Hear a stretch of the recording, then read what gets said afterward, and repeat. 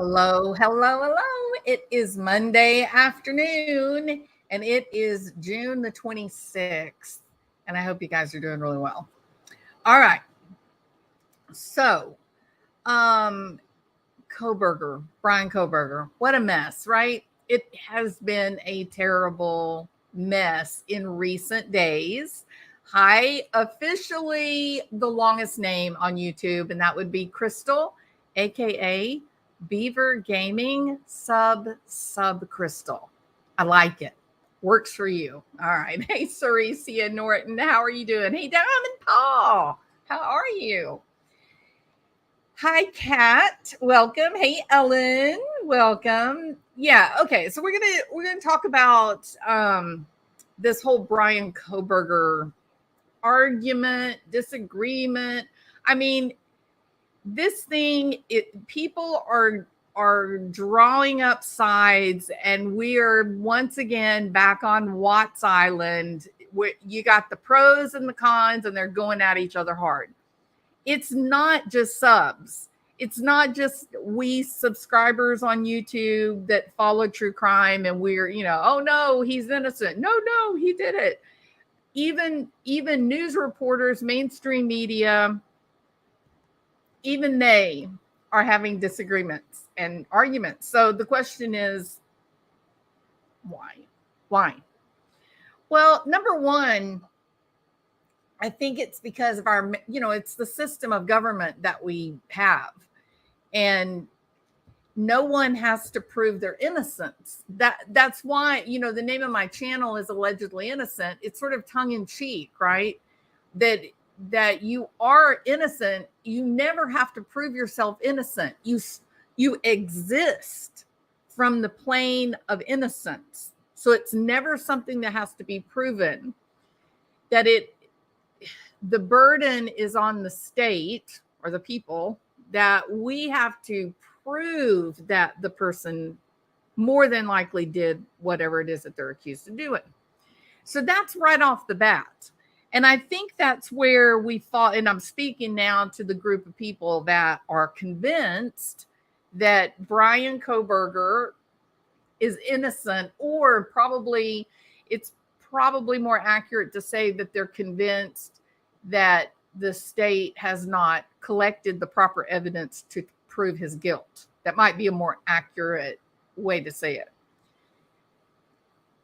But here I think is where the disconnect is.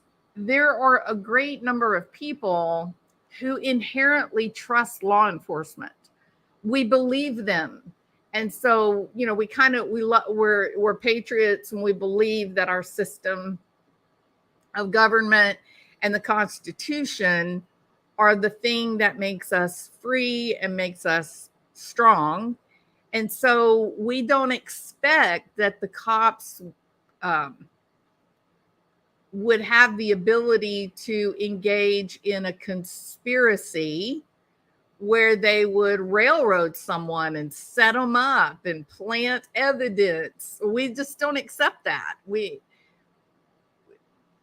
People believe that people are generally honest, and that, some of us were raised to believe that law enforcement are the good guys. And if you can present evidence to a grand jury, and the grand jury is willing to say, no, this more likely than not, this guy did it according to the evidence, then we as consumers of true crime, we're willing to accept that a group of jurors went through the evidence and said, yes, based on this, more likely than not, this is the guy that did it. And then it goes to a jury, and then it is the jury's job to reach that standard of,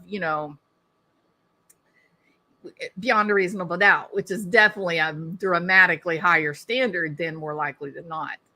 But there is always the eternal skeptic, okay, who questions everything, and they don't have this inherent comfort with law enforcement. They don't naturally just accept that law enforcement would be honest.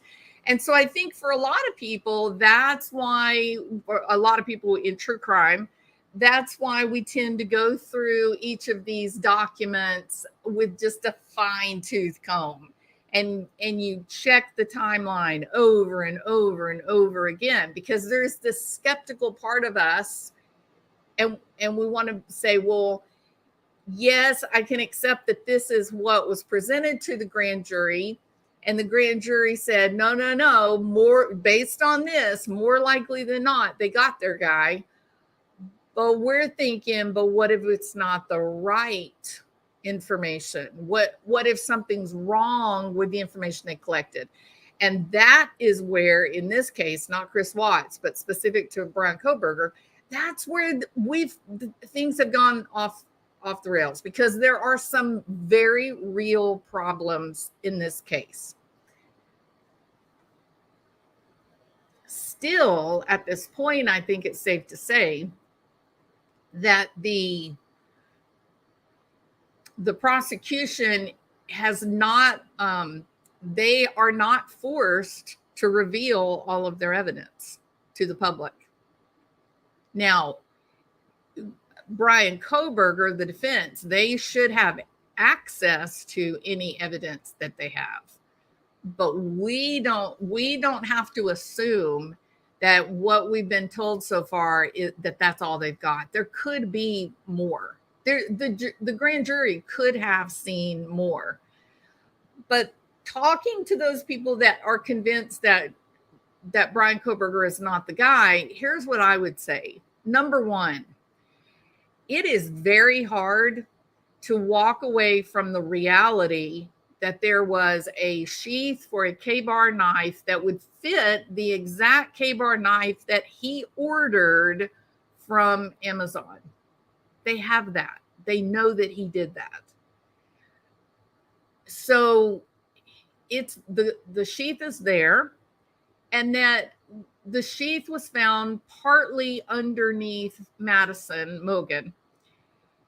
And that the new information was that it was turned upside down, buttoned down toward the mattress. Well, I heard this group of people that were discussing why Kohberger was probably innocent.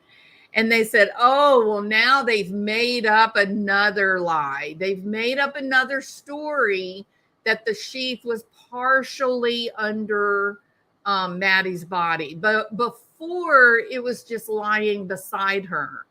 Actually, that's not true. If you go back to one of the very first videos that I made on the Bryan Kohberger case, I talk about that the sheath was really under Maddie's body, not lying like beside her, but that it was partially under her body, which would explain why, if he was interrupted in what he was doing, he responded to Kaylee coming in the door, killed her. And then he's looking around. He's like, where's the damn sheath? And he can't find it. And maybe he has to abandon it and leave. So no, this is not new. They didn't just add the little detail that it was partially under her body. This is something that was always in my head. Not once did it ever occur to me that it was not under her body. Somewhere I knew that. I read that. I saw it from somewhere. So it's not new. It didn't just come up. It was there. So that takes away from this idea that someone set Kohberger up. What did they do? They went and got his DNA from his classroom or his office, and then they planted it on the sheath, and then they went in and lifted up her body and put it. Why? They have photographs of the sheath partially sticking out from the comforter, and if you move the comforter under her body, so that falls through. It was there, and that also happens to be one of the strongest bits of information that gives you a direct connection between at least Madison Mogen and Bryan Kohberger. I heard other people say, well, there was no if If you throw the sheath out and they're not going to consider the sheath at all, then you have no connection at all between Bryan Kohberger and the Idaho 4. There's no connection. That's what we heard. That is false. We know that he was liking many of Maddie Mogen's photographs. We know that his phone had connected to their wireless for an hour, not for like 5 minutes or 5 seconds driving past the house, but for an hour. He was literally, his phone had logged in to their Wi-Fi server. So there are connections. I don't know why this group is saying that there is no real connection between the Idaho 4 and Bryan Kohberger. We heard from Kaylee's father long before it was I believe in the day or two after Kohberger was arrested in Pennsylvania. And he did an interview, and I believe he said that we know that he was using their Wi-Fi. That's the way he said it. And then it actually ended up coming out, in the arrest documents. So no, there are definitely connections. There's also that connection. The aunt, Bryan Kohberger's aunt in Las Vegas, she said that he was a vegan, and that he required that they buy special pots and pans that had never had meat in them. And then you would ask yourself, well, there wasn't really very many places for a vegan to go eat in Washington or Moscow. But the very store where Xana and Madison worked was vegan or had a vegan menu. So yes, there were connections. So I get it. I understand, but I don't think there are problems, and I'm about to go through what I think are some of the big problems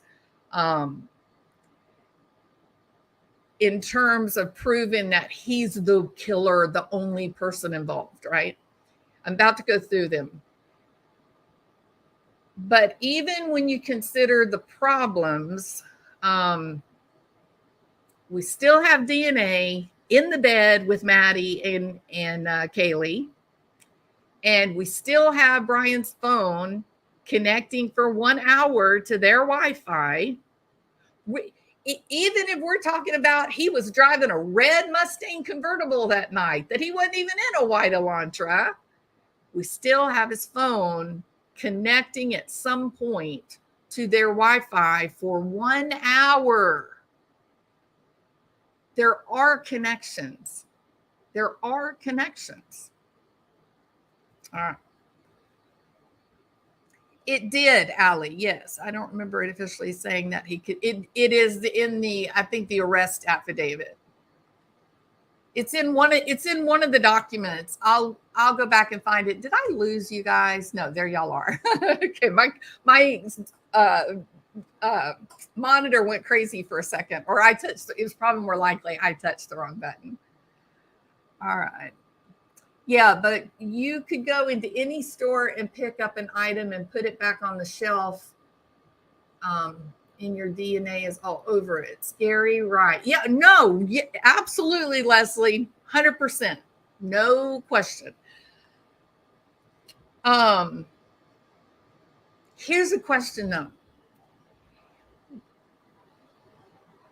Yes, it is terrifying to imagine that you could go pick up anything and someone could go get it and set you up. I get it. But I think what is so interesting is that their test was so specific that they have zero doubt that DNA on that sheath belongs to Bryan Kohberger. It wasn't like, 1 in 2 million. Like, it wasn't even close to that, right? So they definitely had enough for testing, and the testing was a perfect, near perfect match to Bryan Kohberger. So that reduces the chance that it was just some touch DNA, transfer type DNA situation that, yeah, at some point he was holding that sheath. Now, the question, are we going to, here's another part of this, Leslie. Are we going to engage in fantasy the way a Hollywood movie would look? Or do we only have the ability to deal with the evidence that is collected? And I would say in Hollywood, anything can happen, right?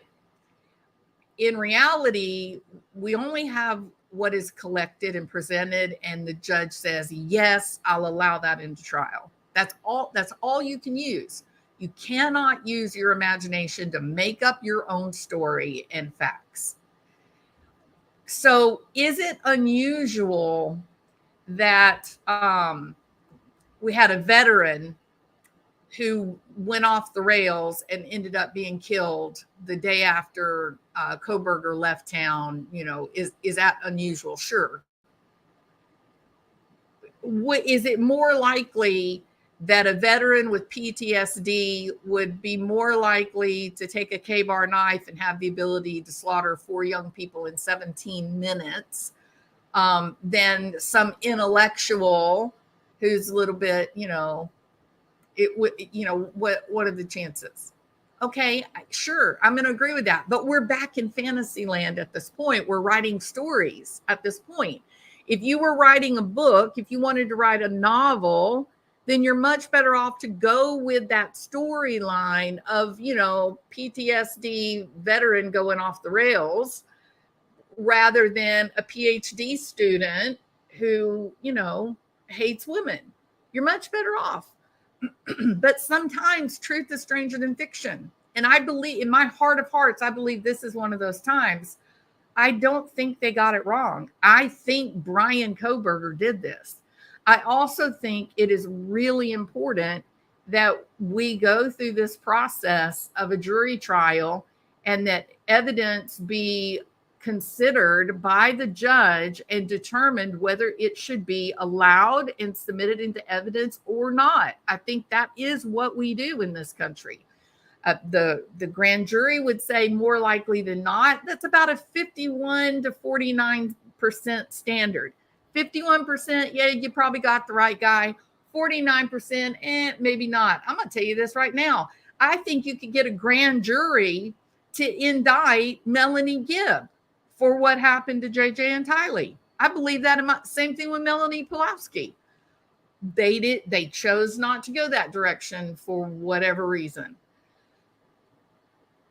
Getting a more likely than not standard is a much different prospect than beyond reasonable doubt. Beyond reasonable doubt is pretty much, I mean, the only way you're getting this guy out of it is if you can believe that an alien dropped in from Mars and did it. So he's not convicted yet. And we've had people, I mean, O.J. Simpson, the world still believes that O.J. Simpson did it, but he walked. What about Casey Anthony? The world was convinced that she did it, but she walked. So there is a trial. It's coming. And maybe the judge will look at the problems related to the sheath and the DNA and throw it out. That's true. The DNA went to 3 different labs. But that's the judge's role. That's why the judge is there. But I think it is way, way too premature to say that people that think that Bryan Kohberger is innocent, that they're crazy or stupid. Or if you're a person like me who thinks that Kohberger probably did it, that they probably got the right guy, that, oh, I'm just crazy and stupid. It's way too early for all this emotion and, rivalry. The reality is that it's just the way you look at it as to what you think it is. And there are problems. I see problems as well, but even with the problems, it's very difficult for me to walk away from the sheath, the DNA that's on the sheath, that he bought the same exact knife and sheath from Amazon before he left and moved up there, and that his phone was connected to their Wi-Fi for an hour. Those are difficult things to ignore. They're very, very, very difficult to ignore. All right. Now, what are the problems? Beyond a reasonable doubt for conviction, yes. Probable cause is just for arrest, yes. Maybe he was a perfect target for someone to set up. Absolutely. You got to think about that. Here we can go ahead and start with that, Diane. So was he an easy target? Low-hanging fruit? I would say yes, he was low-hanging fruit. Why do I think that? Number one, I think for the right people with the right connections, he was low-hanging fruit, number one, because people didn't like him. Will y'all agree with that? They didn't like him. He was teaching, he was a teacher's assistant, right? And according to the kids that were in the class, or young people that were in the class taking his classes and whatnot, they were saying there were a lot of problems. He made everyone mad. No one was happy with him. But yes, he seemed to be harder on the female students than the male students. And he was unreasonable in his expectations. And if we believe other people, we don't have any way right now to know if this is true or not. But once the trial comes around, we will learn, just like we did not know, we had no idea that Gannon Stout was given hydrocodone, high doses of hydrocodone. We didn't know that till we got to trial. They kept that quiet.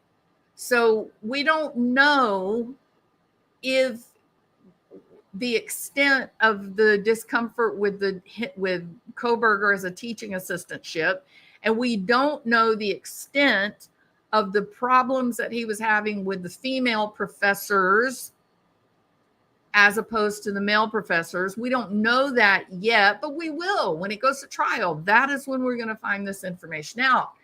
And I'm always one of those people that where there's smoke, there's fire. So there's probably something brewing, close to it, but we don't know yet, not till trial. But he's not very well liked by the students. He's pushing back and being oppositional with the professors. What if you got an axe to grind with something on King Road and you're looking for someone that you can mislead the inevitable investigation? Is this guy low-hanging fruit? He's not from the area, so there's no family. He doesn't have any friends. He's not very well liked at all by just about anybody. And there's a dozen people that will say, ooh, weird guy, strange guy. Yes, he's low-hanging fruit for anyone who's looking for a patsy, right? Oswald, okay? I'm just a patsy. They're just blaming it on me. I didn't do nothing. They set me up. My job was to be in there eating lunch, right? True crime junkie. I think he is definitely involved, but not sure he acted alone. But most importantly, as a juror with what I have now, I could not convict. I need more. Love you from Louisiana. Very well. Thank you so much. Appreciate that. There's big problems with some of this evidence, or lack thereof. I'm going to absolutely agree with you. Now then, one of the things that, and I think True Crime Junkie is alluding to this, one of the things that bothers me is I think the car, the Elantra, acts like a car that's trying to pick someone up rather than somebody that drove it, parked it, went in and did something and then came out to leave. The car acts more like something that they're looking for someone to pick someone up, or they're waiting for someone, and they're circling. I haven't kept up with this case. Did he know the girls that he killed? Well, and that's part of the argument, Gianna Marie, and welcome. It's been a long time since I saw you, so that's good to hear here. So there are connections between them. There are electronic connections that Kohberger was liking Madison Mogen's photographs, and that he had sent some Instagram messages, I think, or maybe it was Snapchat messages. And then we're all kind of assuming that maybe they would have met at the, what is it? Not the Drunk Greek. What is it? What's the Greek? I don't remember the name of the restaurant. Sorry. I don't get past as many times as the car drove around like it was a drop off or waiting. And that's what I think. If you were sneaking in to kill someone under cover of darkness, why would you be driving around the house with your lights on? Not once, not twice, but 3-4 times. Doesn't make sense, does it? So the car could be Mad Greek, not the Drunk Greek. Oh, that's the wrong people. That's the Israelis. What's the Greek? Show me the magic. What's the song? I can't remember the song. All right. All right. Mad Greek. Thank you, AP. My poor brain, right? Defense is using this document release as a tactic to sway public perception.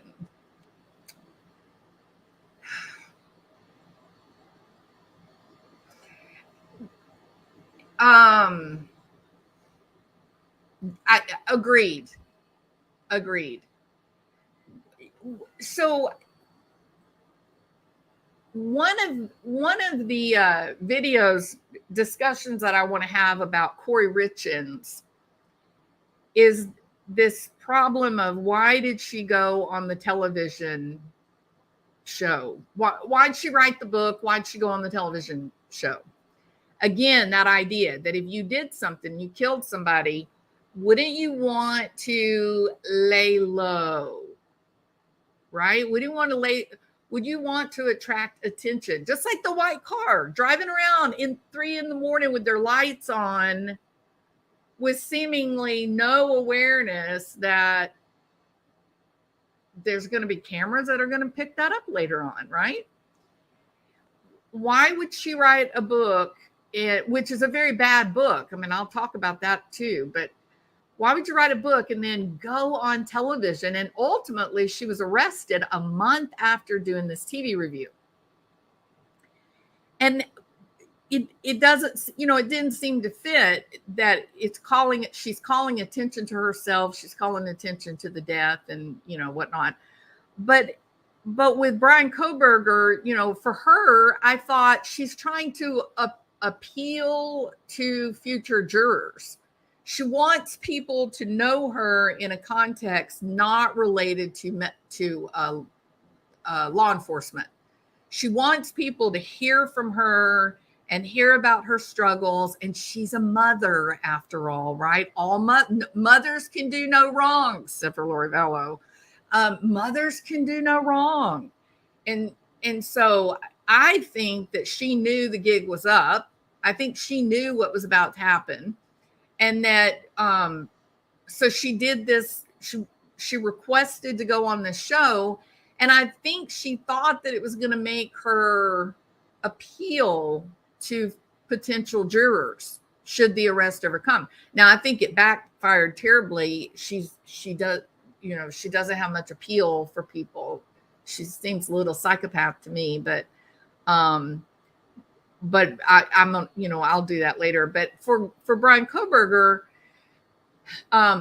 this document dump, it again, the same idea, Allie, I think you're right.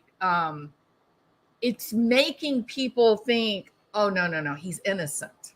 So it's almost like jury tampering, not technically, I guess, in the actual definition of the term, But it's almost like jury tampering. And I think people have been doing this for a long time. But it's a bit like jury tampering to do this and then begin all these discussions about how, oh, this might have been planted evidence, or it could have been this, or it could have been that. So, but you still can't get, no matter what problems that you find in this latest document dump and whatnot, you still can't get away from the fact that DNA, that knife sheath was there. It matched a knife that he bought on Amazon just a month or so before, but before he left, that it was under her, partially under her body, under the comforter. Not like they just sort of dropped some evidence. And it wasn't just like a partial type of match, just a little bit of transfer DNA. This DNA was solid. It's solid. There's no doubt that was his DNA. So it's very hard to ignore that, even with the document dump and the things that it highlighted. It's like a game of slow motion ping pong. It's pretty crazy. That's why this all came out at the end of the day Friday, knowing that mainstream media and social media will run with it. He's a forensic science student. He knows the way things work. He knows what he himself did and didn't. Wants to know the state knows. So part of it, you think that they're fishing for information? Okay. First big problem for me. Be interesting to see how many of you have the same problem. I don't believe in the year 2023, I don't believe that Pennsylvania goes in for a no-knock warrant at what time? 3 a.m. And nobody was wearing a body cam? Who believes that? Who believes it?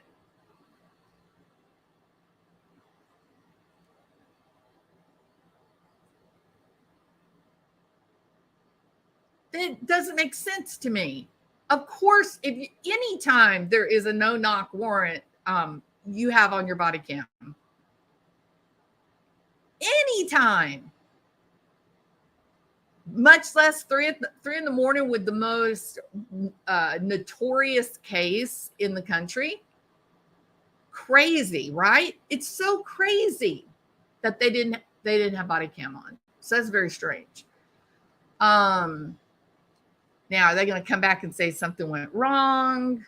The batteries were dead? I don't know. I don't know what they'll say, but it is very suspicious. I've got to agree. It doesn't sound right. The other thing is that the car is behaving. Where did my notes go?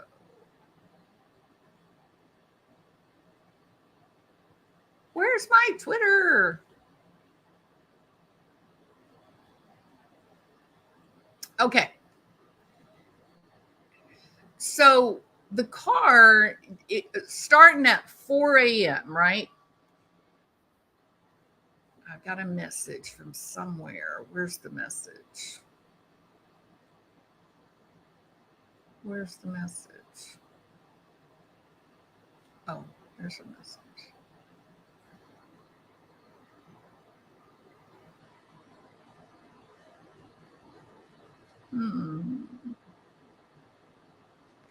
It flat out says that. Sorry, I didn't review these latest docs. Where does it say that?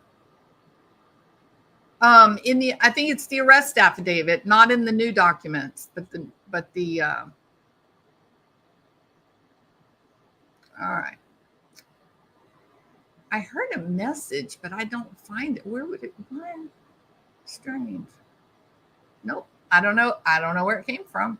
All right. Okay. So the car to me bothers me, right? First of all, we know that Jack DeCour drives a car that is a near match for this car.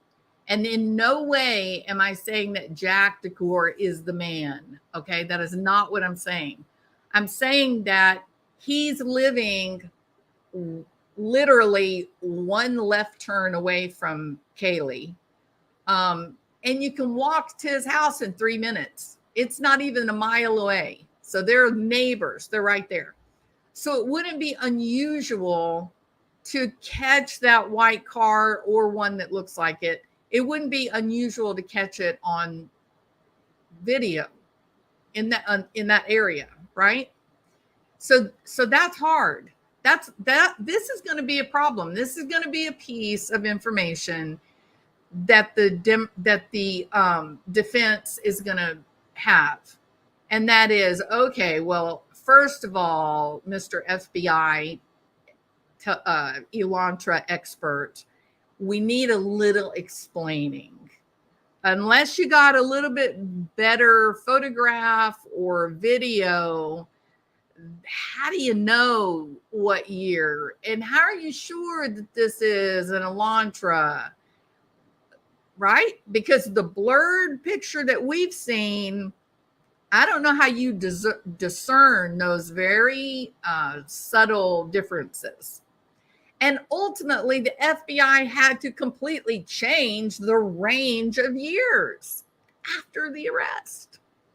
Or not after the arrest, but after, they decided Kohberger might be the guy. So if they start questioning, if they start pushing back on the FBI about identifying this car, this white car as Elantra, if they start pushing on that, they're going to come in with the fact that on that same exact road lives a white car that most of us could not tell the difference between the two. Most of us could not. Now, if we had two pictures side by side and they gave us enough chance to kind of sit and peruse and compare, then we probably go, well, tail lights are a bit different. Actually, the window in the back is a little bit different. Then we probably could. But you're talking about video of a car that's moving. It's blurry. Make it very hard to do. So that's going to be a really good point for defense witnesses, is this car.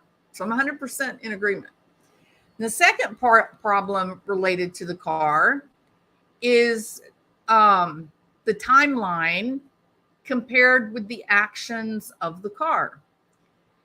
The car seems to be one that is looking for someone to pick up.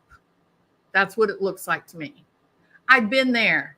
I've gotten that phone call from my friends in the morning, and then they say, well, come pick me up. And then I'm riding around going, well, where the hell are they? They said they were going to be standing here on the corner, and they're not here. Maybe they're up here. Now I got to go turn around over here. Where are they? We've all been there. We've all done it. Why would a car carrying a man who is about to, I think his target was Madison, in a weird serial killer kind of way, like a erotic. And then it was dominoes that fell. Kaylee came in and disturbed him. She got killed. Now he's trying to get out, and he goes at it with Ethan and Xana. I think that he was in the house when they came home. I think Bryan was in the house when they came home, and I'm not altogether sure that these car sightings that they're naming was even his car.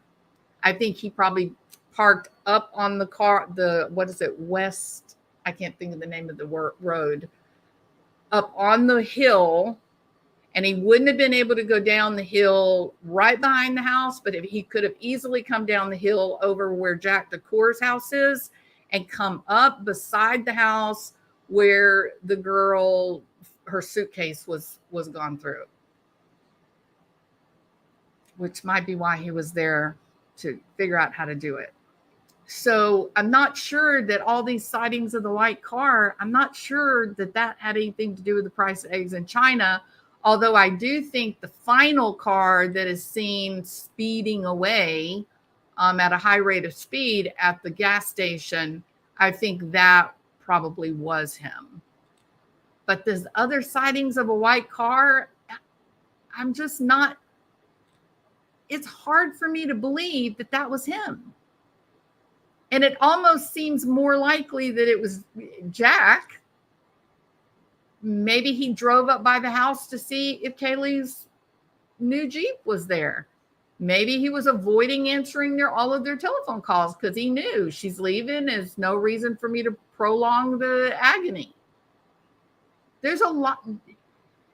The car is a problem. The car does not help in the prosecution. I'm convinced of that. So they use the car to establish a timeline, correct? But there's other ways of establishing the timeline. We know what time they get home. That Kaylee's sister did a really good job of pinning that down. And then you've got a recording of the dog barking. And then you've got the TikTok, Xana's TikTok. She wasn't on her TikTok while everybody's getting murdered, right? So there are other ways. I don't know why they included the white car, unless that was after the fact. I don't know. But anyway, I think that's going to be another point for the defense is the white car. So 404.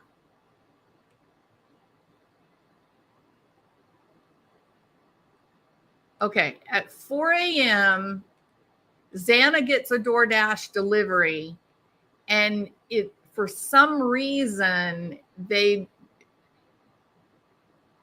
Dylan thinks that she hears Kaylee playing with the dog, right?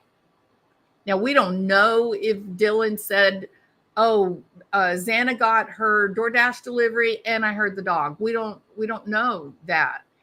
And in some ways, I wonder, was the DoorDash a ruse? Was that the killer that was able to get them to open up a door in the middle of the night? Who knows? At 404, though, the Elantra is coming back into the area, but this is the fourth time it's been back in the area. It's 404. So at 412, Xana is still on her TikTok.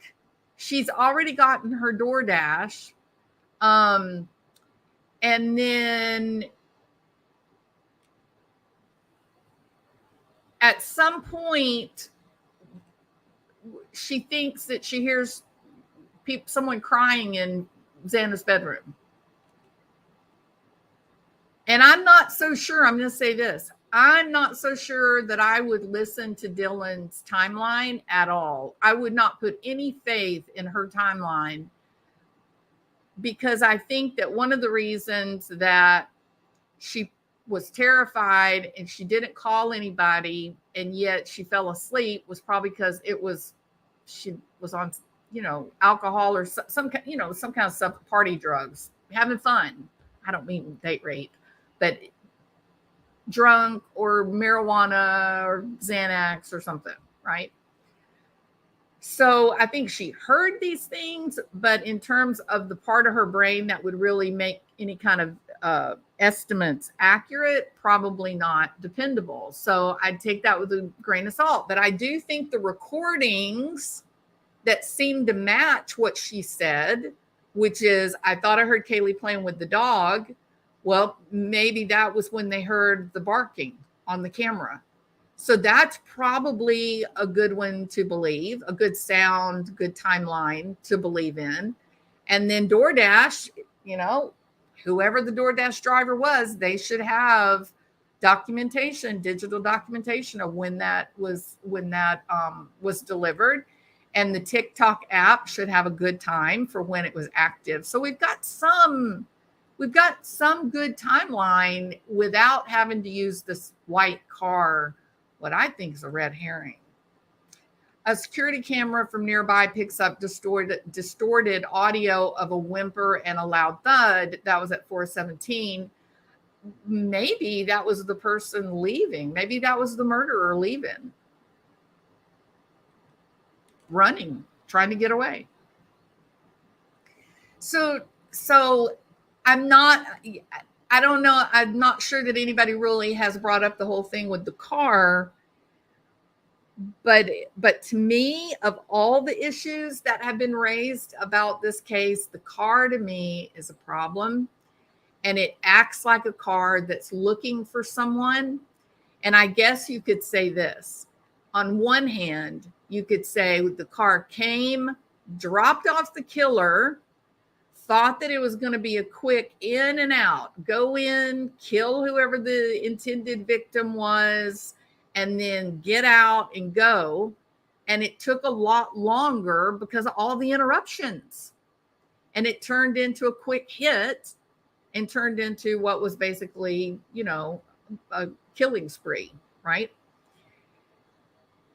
That's number one. But I'm going to ask you again, if your job is the getaway driver and what you're doing is you are dropping off the killer and then you're coming back and picking them up, are you going to do all this with your lights on?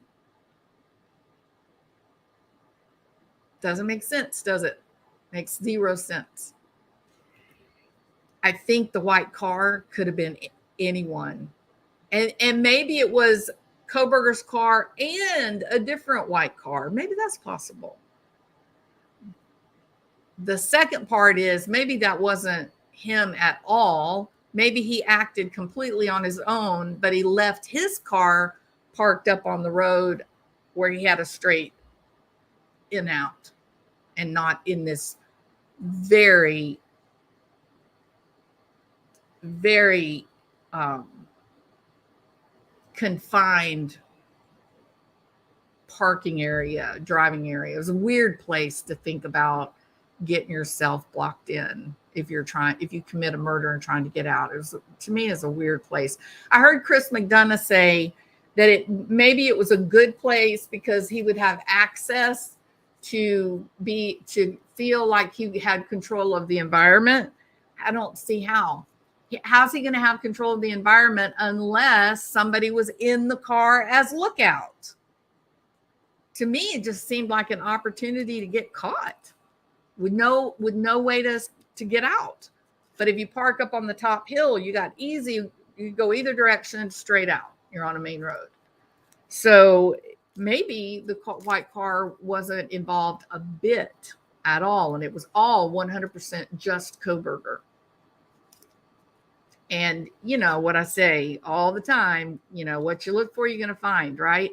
So somehow Kohberger comes on their radar, and then they find out he drives a white Elantra, and then they start looking in the cameras for white Elantras. They see a white car and say, oh, look, there's a 2015 white Elantra, or 13 or 11 or whatever it was. So, all right. Did he stalk them? I don't think at this point that there has been anything definitive that has said, yes, he stalked them. I do think that he had been there multiple times over a couple of months. And this is going to lead me to the next place. Why is it that he had to been in that neighborhood for them?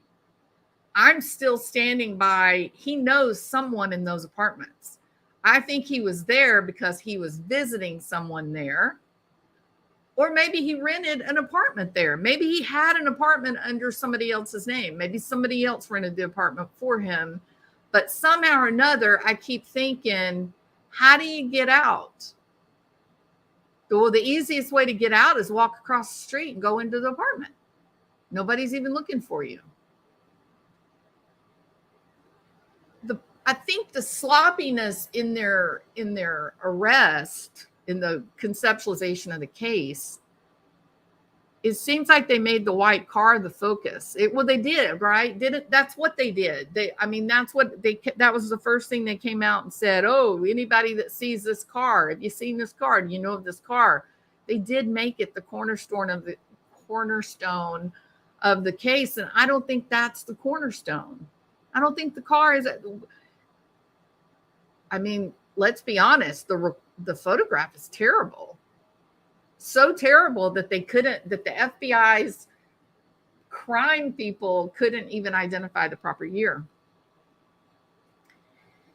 Not because they weren't experienced, they're the experts, but because the picture was grainy and driving fast and it was bad. But I am convinced that, and here's something they did not do, right?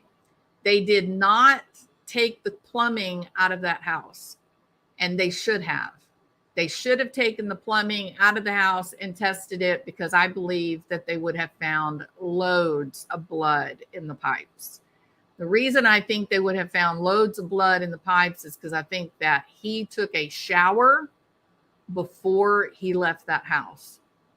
He took a bath before he left that house. And perhaps the shower curtain, maybe it was taken out of there because it had a lot of blood on it. And how are you going to get all that blood off of the shower curtain, right?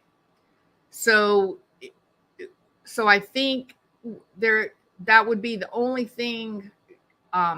If he had left clothes outside on the patio, he showered and walked straight through the house and then put the pristine clothes on before he ever walked out in the yard and got in the car, that would allow for not finding DNA in other places. I will say this too, and I think people that are ignoring this are being a little bit foolish. 6 weeks is a long time to clean. It's a long time. And they did say, they did note about how sparsely he lived, this whole minimalism thing, that there was very little in the apartment. And I'm thinking in my head, okay, so this guy is a narcissist. I believe he is a psychopath. I believe he has narcissistic features. And I think he thinks that he is the smartest guy in the room. He said his own words were that he wanted to, his aspirations were to work with law enforcement to properly use digital evidence. Remember that? So you've got to remember that this guy has been studying and thinking about evidence, how it's collected, when it can be used, when it can be thrown out. He's been thinking about this.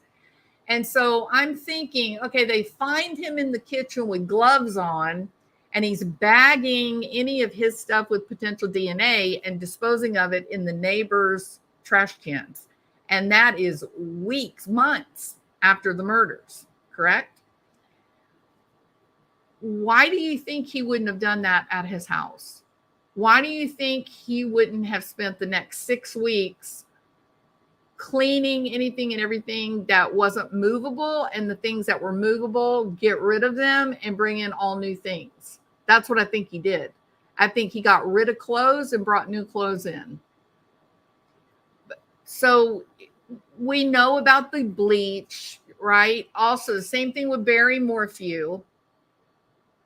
How in the world did Suzanne Morphew own a car for a couple of years and there's nobody's DNA in that car? How's that possible? Because he cleaned it. That's why.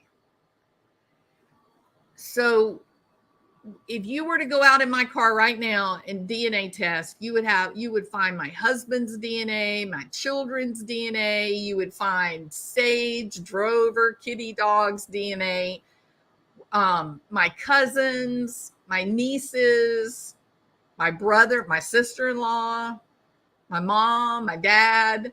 There would be all kinds of DNA in my car. No, you don't take a car that's that old and not find any DNA in it. That's just not possible.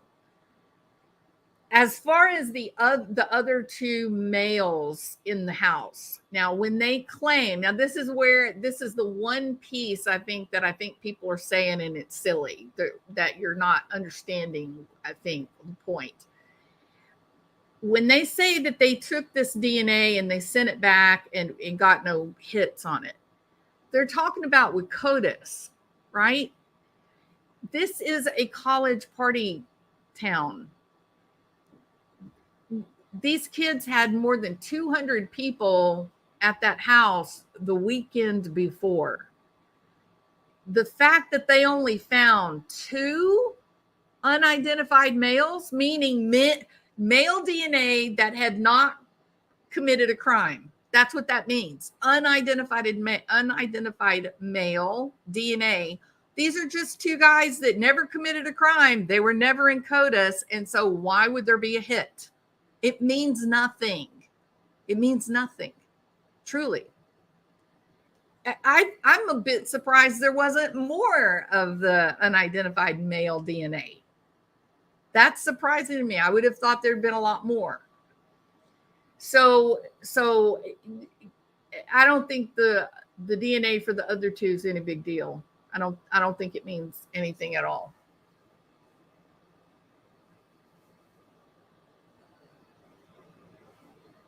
Yeah, DB, 100%.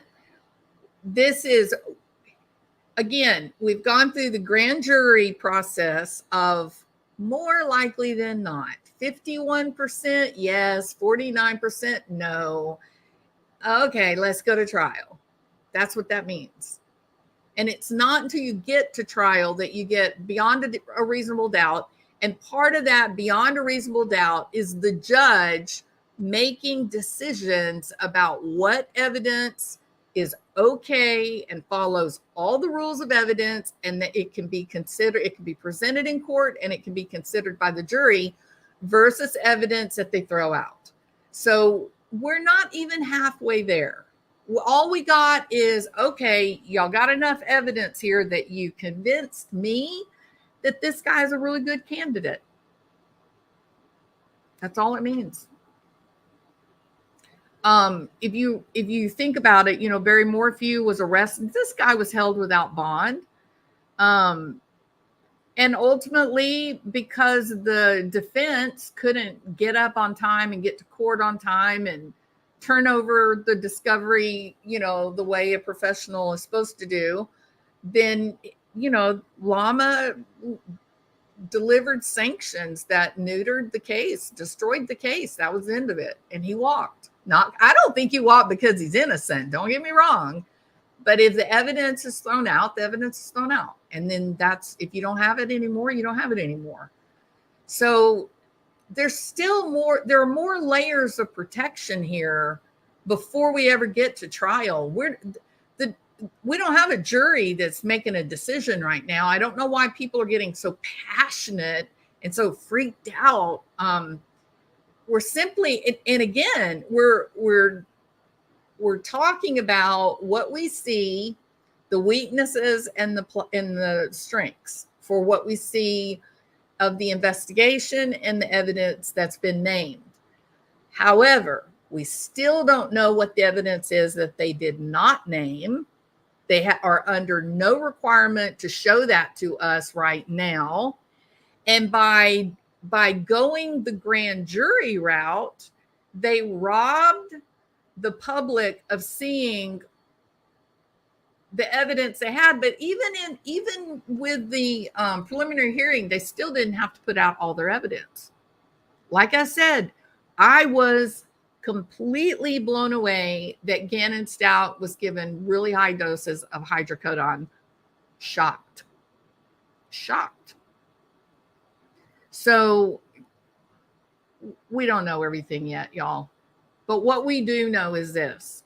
We do know that for whatever reason, there was evidence collected that made a group of people say, this guy probably is, if he's not the one that did it all by himself, he at least was absolutely involved. And his DNA was in the bed with Maddie.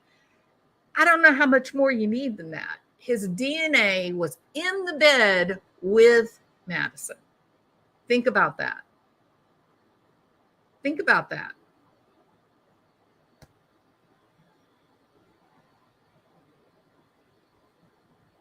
Oh, I said to Vince. Yes, Allie, I did. In the Barry Morphew case, it was definitely the prosecutors that 100% were unprepared. And I mean, it was a comedy of errors. I misspoke. The defense in the Barry Morphew case, they were beasts. They were amazing. Iris Eaton was, well, she's a contender. She came to play. So I misspoke. Thank you. Thank you for making me correct that. Yeah, because no, it was like, I'll tell you how bad the Barry Morphew case was. It was like watching the Dallas Cowboys from the 90s play against, Pee-wee football. It was bad. And it was the prosecution. It was the state. It was Linda Stanley and her band of merry clowns, and Iris Eaton just swept the floor with them. So definitely, thank you. I got so excited, Allie. I was just talking and lost my head. And I would get in trouble, Allie. You just saved me. Can you imagine? The comments? Whew, it would have been terrible. Thank you. I'm forever in your debt. The sheath alone was more than enough for probable cause. They had a party of 150 the night before. Where's all the DNA? Right? That's what I was saying about the car. How do you have a car with that old, that many different people come in and you don't find anything because it got cleaned? There are some people, True Crime Junkie, there are some people that say one of the reasons that 911 was not called until noon was because someone was cleaning that house. There are some people that believe that. I don't know. Again, I don't think I have any kind of opinion, or I don't even think about that. One of the reasons that I don't is because I can't make up things out like Hollywood. You could take this and devise 50 different movie scripts, right? But that's not what we're dealing with. We have to deal with what they actually did collect. You can't deal with what they didn't collect. I mean, I know sometimes that's important, but we need to stay focused on what we know, not on what we don't know. Because when you get into what you don't know, that's where all the weird, crazy speculation, not wild speculation. All right. But yeah, so even though I really have a problem with the car, I still cannot walk away from the fact that the DNA was in bed with Madison and Kaylee. That is impossible to ignore. And the people that need to sort of like make Hollywood movies, they say, oh, well, it was just a plant. They stole his DNA and they planted it on the sheath. Then they left the sheath. Well, they would have to do that while Maddie is still in the bed. Like they had to work quick. That's just not possible. It doesn't even make sense. Who would be doing the cleaning? There you go, Gianna. I don't know. I'm not one of those who believes that, but I will say this, and this kind of goes back to some of my thoughts on the shower curtain. This is a house that is filled with girls, and these are girly girls, right? Do you really believe a young lady who has pink cowboy boots, are you going to tell me that you sincerely believe that she did not have a shower curtain on her bathtub? Oh, yes, she did. If you know people and you know girls, of course they did. These girls love cute shower curtains. They don't run up to Walmart and, buy any old shower curtain. They do this whole online thing, and they'll get a shower curtain that has like their monogram on it, or they'll get a shower curtain that has little ducks on it. No, I've seen it. There was supposed to be a shower curtain. Why did he take the shower curtain? I think he took the shower curtain because he got in that bathtub covered with blood. And he didn't have the ability to clean it all off before he left. So he just yanked it down. Probably they're going to come out and say that the bar that the shower curtain was hanging on was on the floor in the bathroom. That's probably why they even brought it up and made a point about it, is there was something that made him go, wait, where'd the damn shower curtain go? So I think that was part of his, I'm so much smarter than all the rest of you. I think he did this not because he especially wanted to kill somebody, but because he wanted to get away with it. He wanted to join, the Jeffrey Dahmers and the Ted Bundys and Golden State Killers of the world and not get caught, so that he could be the smartest guy in the room. The Zodiac Killer, there's a guy playing the same game. Zodiac Killer did all this, BTK, and started messaging with newspapers or police because they're arrogant. They're arrogant. They've got to have someone know they did it.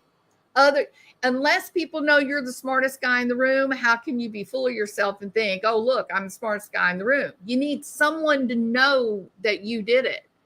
And they start communicating, and that is their ultimate downfall.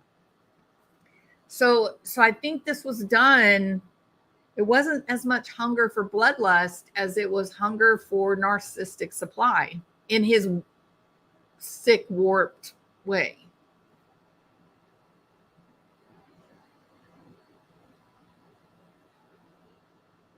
The fact he shut his phone off and on in synchronicity with the murders combined with everything else, DNA on the sheath. He's toast. You've got to be an evil bastard. Amen. Yep, 100%. It'd be interesting to ask the question, so who do you think is more evil? Do you think Chad Decor, what's his name? Not Decor. What's the guy's name that just killed the kids?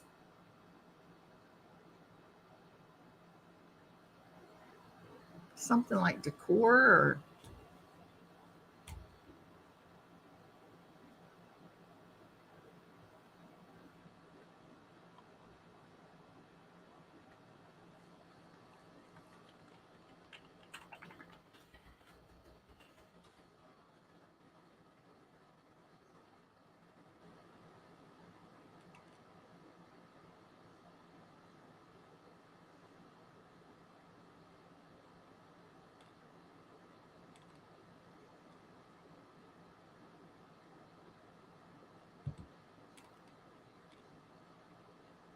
Nobody's using his name.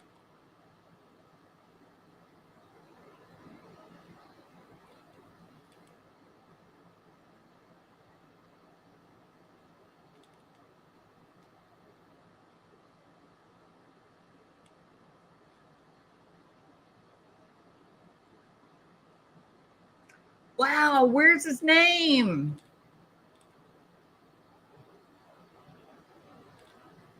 That's so crazy. Nobody's saying his name.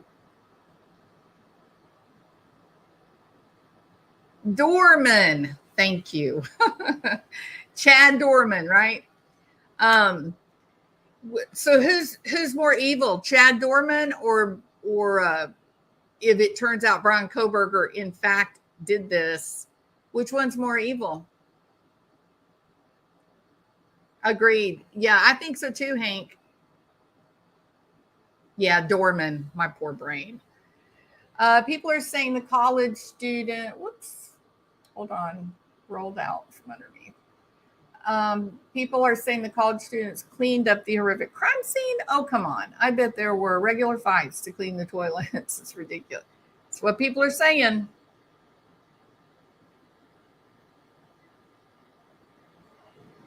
I don't know, Cat Alley. I don't know. There's a lot of story. There are a lot of people that don't believe, for whatever reason, they don't believe that Bryan Kohberger is the guy. I think he is.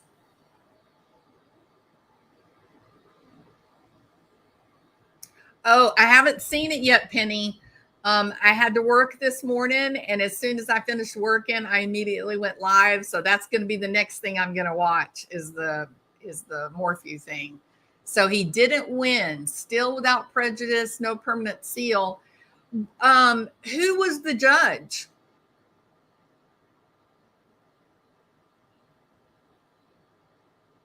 I'm going to tell y'all something. And you can ask Vanessa on Unmasked channel. There's something about Barry Morphew that is disturbing. He scares me. Literally, I think that's a bad guy. I do. Only not that I know anything, but he's just got that. There's something about him when you're close, you just feel like, something's wrong. Just get away from this guy. There's something weird about him. He's a weird guy.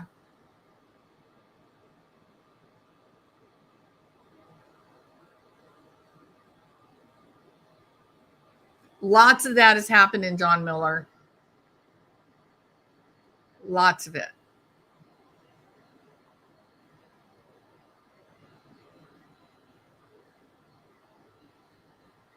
Wait, Jetta, who had 8 hours to shower and clean? Are you talking about Morphew?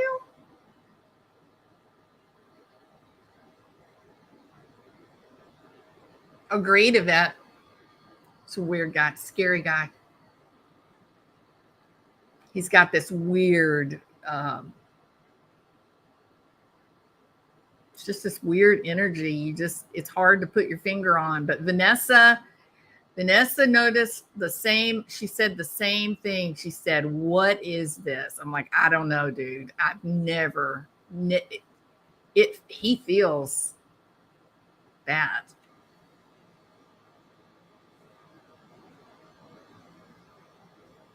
Bryan had 8 hours.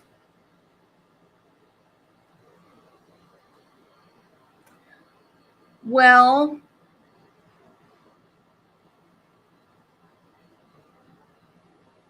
so you think he wasn't in the white car? Is that what you mean?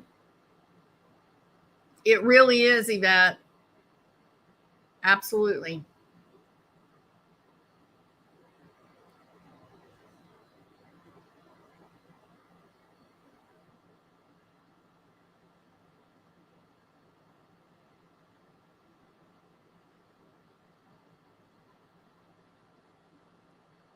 Yeah, see, that's the problem, Jetta.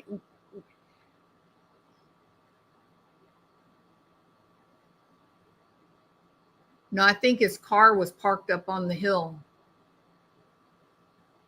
I think he walked away from that house. I don't think he drove away.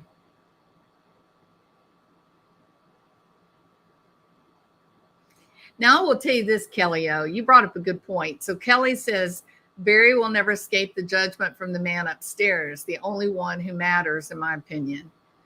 Correct. And that's an interesting thought where Barry Morphew is concerned, because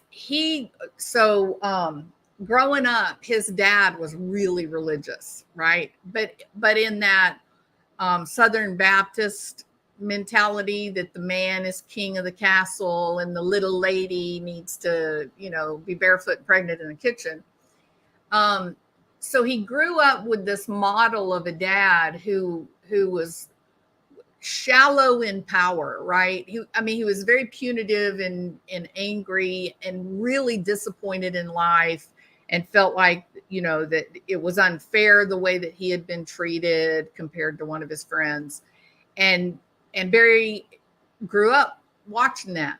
So we know from Suzanne, she said that, he had a masterful power with the scripture, and that he could call out any scripture at just a drop of the hat anytime for whatever he needed it for. And he often used that to kind of push Suzanne around, like to make her quit talking and shut down the argument. We also know that he prayed with AK. Now, it was a little bit more like he put his hands on AK's arm or shoulder, and then prayed over AK, So what does that tell you psychologically? Well, I sort of think that he must be kind of a fragile guy, right? And I think that I'm not convinced that he overtly planned her death, but maybe he considered it. And the reason that I thought that maybe he considered it is because he told the investigators that he thought that God had caused Suzanne's disappearance because she had the affairs. And so he's attributing religiosity, to her disappearance. So I think he's fragile. And maybe that's what we're picking up on when we talk about the weird energy, that he has. He's kind of scary. I think he's fragile. And I think it may be just a matter of time before he caves in. He might break. Now, will he do it in a way that he tells people? I don't know, but I think it won't be long. He's gonna tell those girls what happened, and maybe one of them, I know one of them won't, but maybe the other one might tell on him, but I doubt it, but maybe. But yeah, I think he's a fragile guy. I think if they could find her body, it'd be all done. If they could find her remains, I would almost sort of expect that he might actually do himself in rather than getting caught. I don't think he could tolerate it.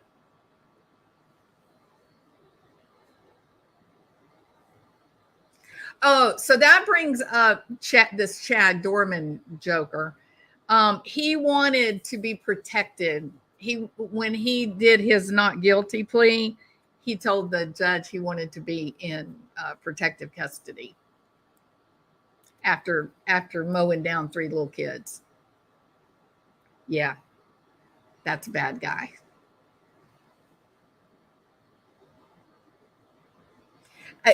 John, he blamed everyone, including God. I did a video on it. Yeah, he blamed everyone. He went on it in their accounting meeting that they did. He went through probably 6 or 7 different hypotheses about all the different people that could have done it and or why or how, including God. It's true. That's a coward for you. That's right.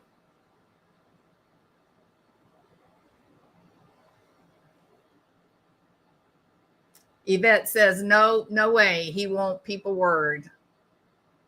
Maybe not. I could be wrong. He tries to justify everything in the name of Jesus. Yep. And Suzanne said that, right? I mean, maybe not to those exact words, but very, very similar. Yep. Hey, Quintessence. Good to see you. Those are some very beautiful Mardi Gras hearts. Laissez le bon temps de rouler. Have you seen that case where the guy murdered an entire family because he was peeping on his daughter? It is very interesting that you brought that up, Yvette, because I did not see that. And then late last night, the middle of the night, it came on and Bill said that guy literally lost his mind.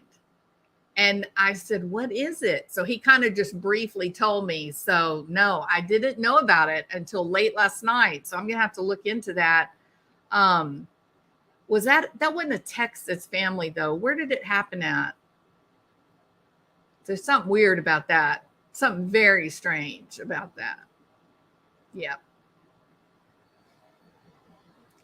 I would pay good money to see his meeting with St. Peter.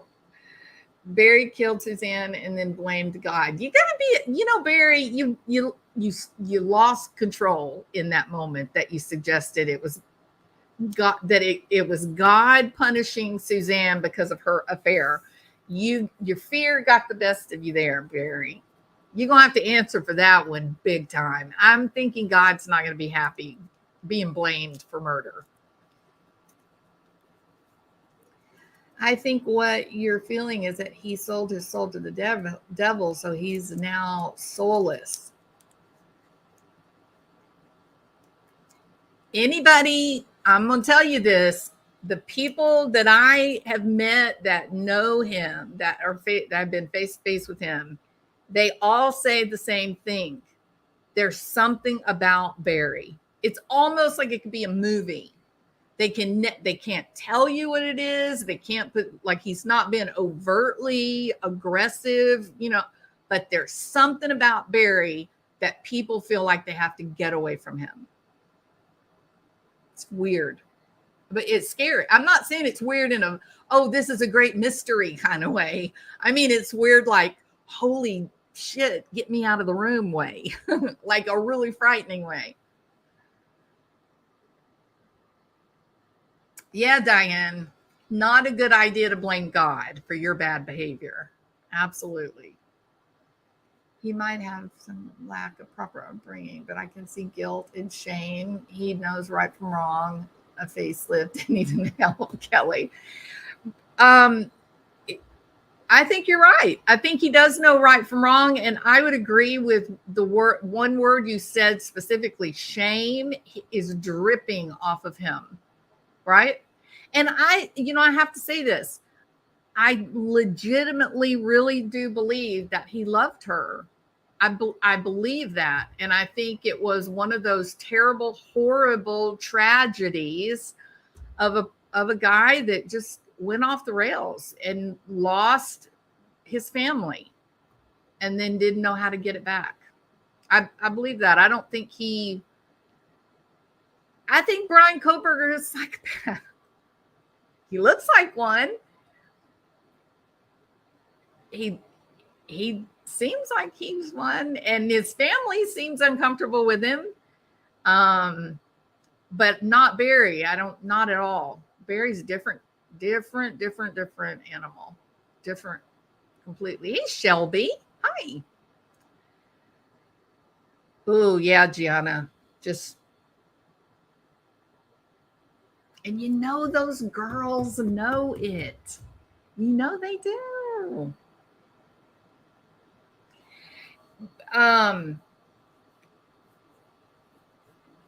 One of the, oh no, I don't want to say that. No. See how I get in trouble? A man getting a facelift, maybe he was jealous of his wife's beauty. Well, she's very beautiful, right? There's no question about it. Very beautiful.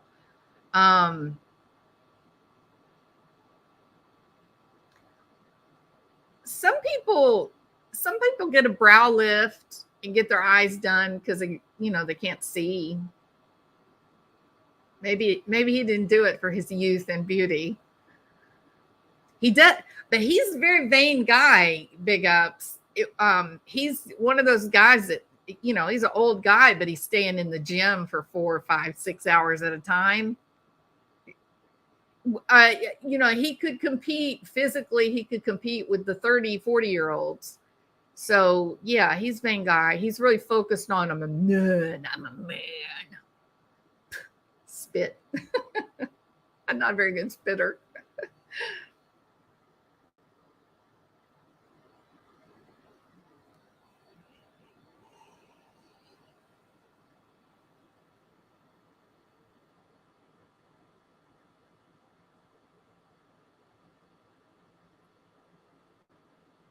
Yes, Diane. I think that's kind of come out with this Dorman guy. There's been a rumor that when all this went down, that the wife was packing to leave, and he came home and caught her, and he twisted it off.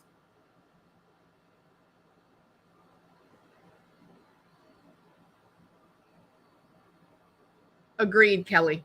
100%. Absolutely. Yeah.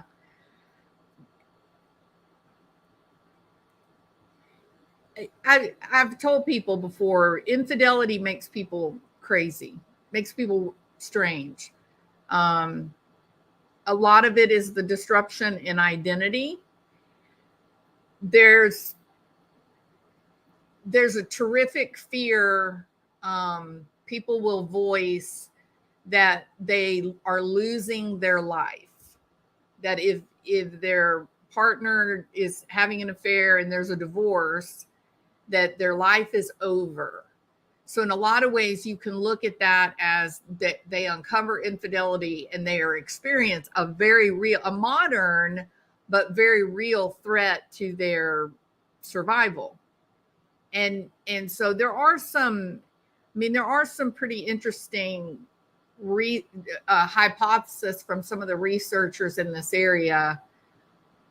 But without a doubt, people that experience the discovery of infidelity by their partner, they are capable of more anger and violence than they would. Many talk about how surprised they are about how violent they became. It makes people really aggressive. So you're playing with fire. If you're unhappy enough that you need to get into an affair, you probably ought to just be an adult, get a divorce first to save yourself the horror of all the destruction that's going to happen when the husband or the wife finds out. Because people go through foreclosures and bankruptcies. They blow their lives up when they find out their partner screwed around on them. It's tragic, terrible thing to watch. And these are probably some of the most suicidal people that I've ever seen, because they're so devastated, right? They're so, I don't know how to describe it. They feel like they're 100% a victim. So they're in that victim mindset, and they lose all hope. And so they lash out at anything and everything. And then when it's all destroyed and broken, then they want to die. It is a huge, huge tragedy. Infidelity is not something one should take lightly. If you're considering getting yourself into an affair, you may want to take a step back, take a deep breath, and look at all the things you value in your life, because once you start your affair, all those things you value are going to disappear. Don't know why that happens. And I'm a published author related to trauma and forgiveness following discovery of infidelity in marriage. So.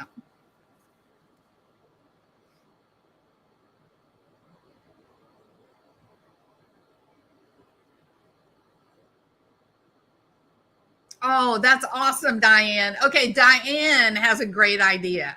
She wants you to put your digital DNA on that thumbs up right now.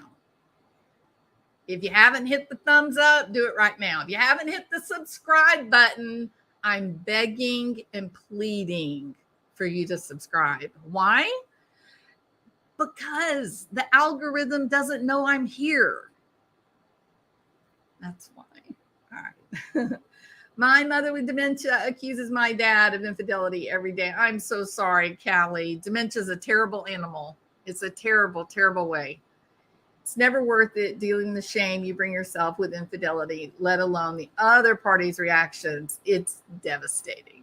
It's devastating. It's for everybody, right? Everybody is victimized. Even the person even the infidel, the person doing the cheating, they also are devastated. They don't come out of it unscathed. This is one of the most destructive decisions that people make. And I firmly believe they make it when they're in fantasy, Because if they were really thinking about the reality of the outcome, there's no way they would do it. They'd blow everything up. The finances, the relationships with their children. They lose friends and family. Many will lose their jobs. Am I right, Kelly? Oh, it's bad. It really is. It's bad.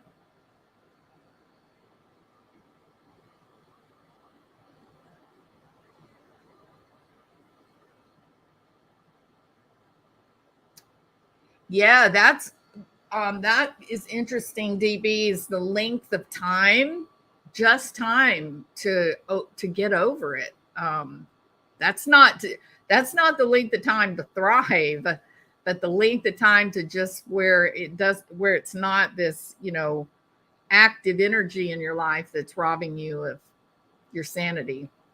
It's a long time. It's very difficult. All right. Yeah, I would do some videos on it. Probably wouldn't get a lot of people watching. Nobody's really interested in that kind of thing, but I would do that. Some things can never be made right. That is one of them. I might live stream my lawsuit against my sister, her married boyfriend, and his wife. Big ups. If it will keep you safe, I would support that. Because you guys, that's a big story you got going on there. And it's going to be hard. So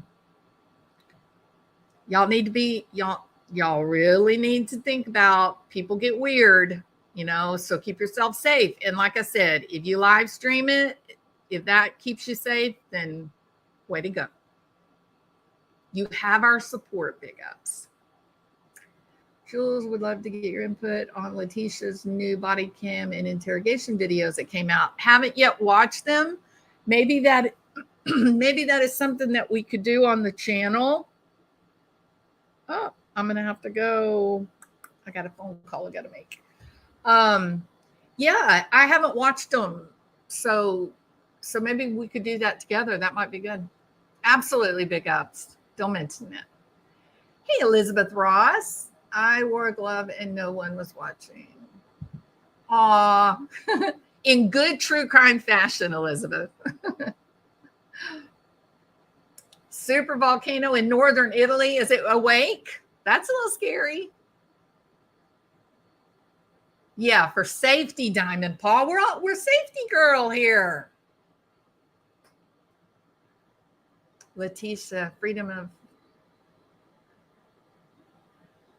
Yeah, we should do that with the videos.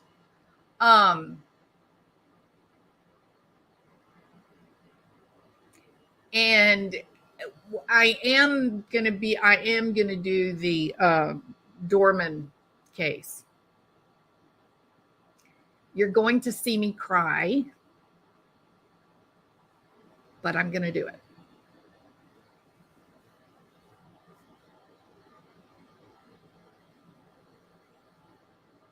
Lock him up until he tells the truth. He won't be able to stand it. Okay, y'all, I got that same phone call. I've got somebody that is got to talk to me.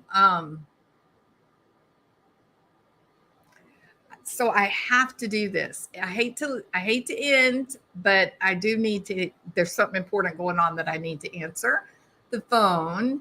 So you guys are awesome and amazing. Really, I do appreciate it more than you know. I do hope that you'll help me by subscribing if you haven't already. Just watching the video all the way through is probably the very best help imaginable. But if you could also share it on your Twitter or your Facebook, that would be really helpful too, and I'd appreciate it. All right. Okay. Thank y'all for being here. I appreciate it. See you later.